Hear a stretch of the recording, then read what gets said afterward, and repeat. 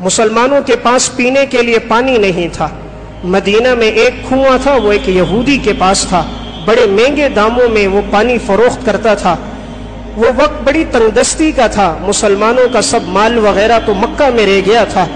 آپ صلی اللہ علیہ وسلم نے فرمایا کون ہے جو بئر روما کا کنواں خرید کر وقف کرے گا، اس کے لیے جنت کی بشارت ہے۔ حضرت عثمان ابن عفان گئے اور اس یہودی سے کہا کنواں فروخت کرو مجھے۔ اس یہودی نے کہا میں پورا فروخت نہیں کرتا، آدھا فروخت کروں گا، یعنی ایک دن باری آپ کی ہوگی، ایک دن باری میری ہوگی۔ ایک دن کی باری میں آپ کے جتنے ساتھی ہیں وہ پانی لیں گے، اگلے دن میری باری ہوگی، میرے جتنے ساتھی دوست ہیں قبیلے والے وہ پانی لیں گے، تو میں پورا کنواں نہیں بیچتا، ایک دن آپ کو بیچوں گا۔ فرمایا کتنے میں فروخت کرو گے؟ کہا 12,000 درہم میں۔ حضرت عثمان بن عفان نے 12,000 درہم دیے اور اعلان کر دیا مدینے میں جس کو پانی چاہیے ہو بئر روما سے آ کر پانی مفت آ کر لے لے۔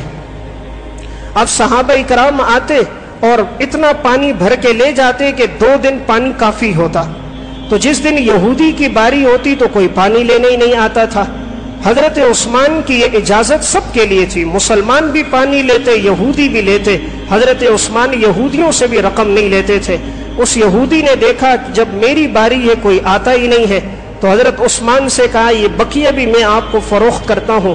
فرمایا کتنے میں کرو گے؟ کہا 8,000 درہم۔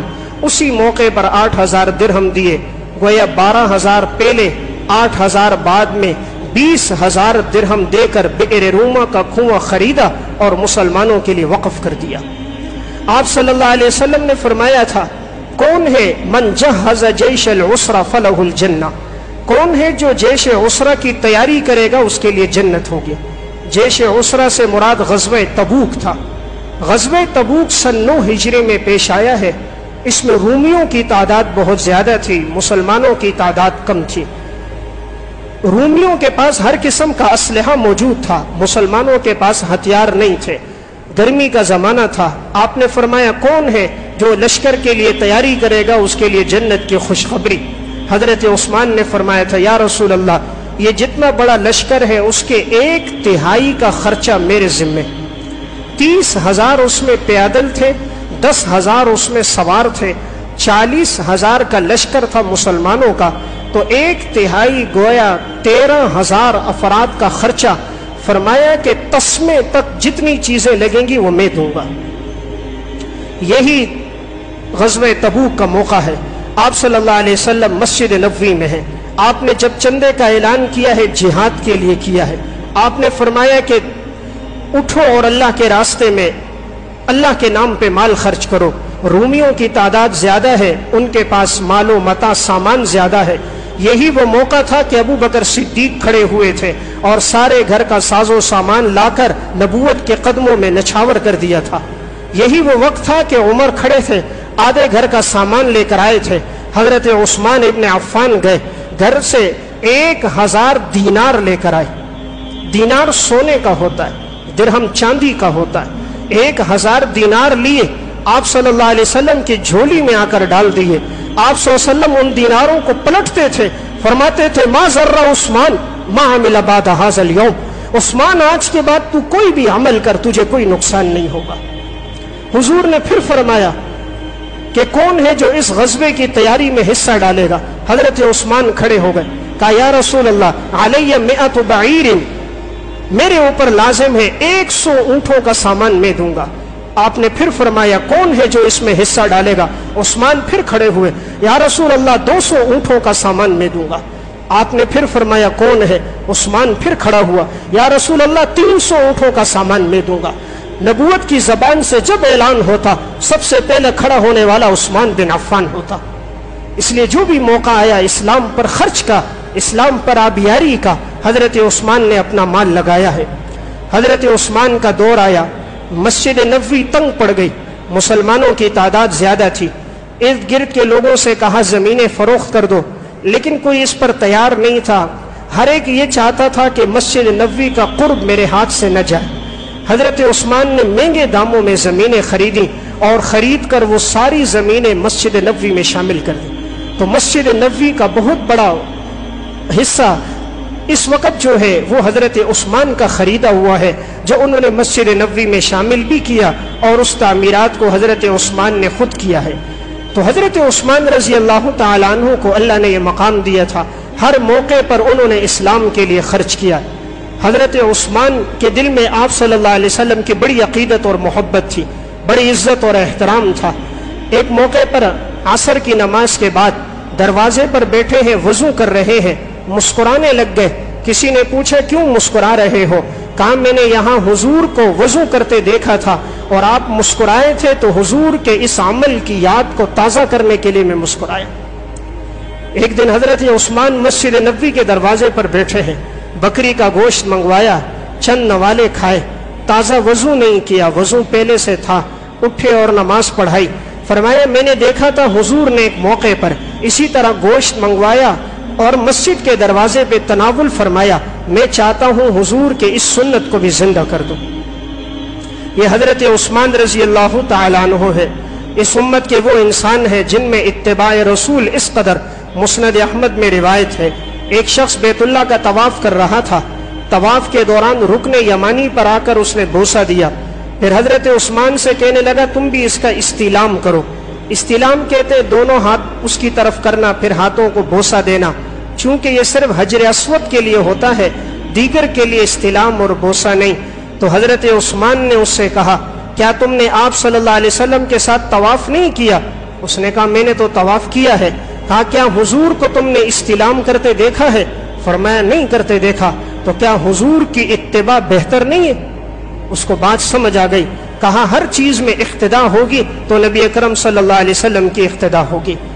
حضرت عائشہ رضی اللہ تعالیٰ عنہ فرماتی ہیں آپ صلی اللہ علیہ وسلم گھر میں تشریف فرما ہے، آپ بیٹھے ہوئے تھے، آپ کے زانو مبارک پہ کپڑا نہیں تھا، دروازے پہ دستک ہوئی، ابو بکر صدیق آئے، آپ اسی طرح بے تکلفی سے بیٹھے رہے، پھر دستک ہوئی حضرت عمر آئے، آپ اسی طرح بے تکلفی سے بیٹھے رہے، پھر دستک ہوئی حضرت عثمان آئے، آپ صلی اللہ علیہ وسلم نے اپنے زانوؤں پہ کپڑا ڈال دیا، بالکل ٹھیک ہو کر بیٹھ گئے۔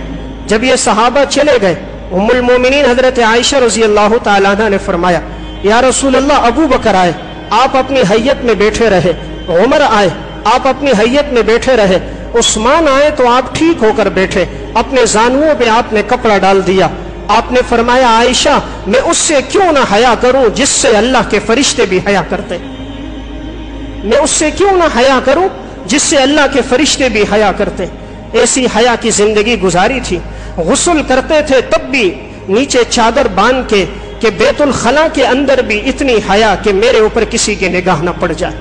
آپ صلی اللہ علیہ وسلم سے دائیں ہاتھ پر جب بیت فرمائی تھی، فرمایا میں نے کبھی اس دائیں ہاتھ کو شرمگاہ پہ نہیں لگایا کہ یہ ہاتھ نبوت کے ہاتھ سے مس ہوا ہے، اور میری غیرت ایمانی گوارا نہیں کرتی کہ یہ ہاتھ میں کبھی شرمگاہ پہ لگائے۔ بڑی حیا کے ساتھ، پاک دامنی کے ساتھ زندگی گزاری۔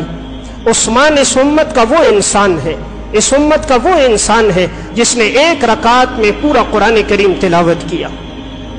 اس امت میں 4 آدمی گزرے جنہوں نے ایک رکعت میں پورا قرآن کریم تلاوت کیا، 2 صحابہ میں، 2 تابعین میں۔